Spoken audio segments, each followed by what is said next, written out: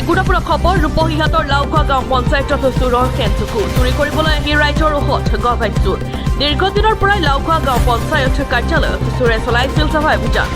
গাঁও পঞ্চায়তত থকা বিভিন্ন সামগ্ৰী চুৰি কৰাৰ লগতে পঞ্চায়তখনৰ কেইবাখনো ফেন চুৰি কৰাৰ সন্দেহ প্ৰকাশ কৰিছে স্থানীয় ৰাইজে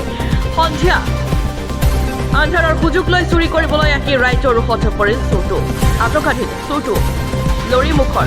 কেৰামত আলি বুলি জানিব পৰা গৈছে ঘটনাস্থলীত আমবাগান আৰক্ষী উপস্থিত হৈ আটক কৰি থানালৈ লৈ যায় চোৰটো কলিয়াবৰৰ পৰা আতিকুল ইছলামৰ ৰিপৰ্ট নিউজ 10 ডিজিটেল আজি ইয়াত তোমাৰ 5টামান বজাত ইয়াৰ পৰা লোহাটিং ওলা এটাই চুৰি কৰিছে তোমাৰ আমাৰ লাওখোৱা পঞ্চায়তৰ দুখন দৰ্জা আৰু খাদী বোৰ্ডৰ মিচিংবিলাক চুৰি কৰিছে কেতিয়াৰ পৰা চুৰ হৈ আছিলে চুৰটো বহুত দিন ধৰাৰ পৰা হৈ আছিলে আমি চুৰটো ধৰিব পৰা নাই ফেন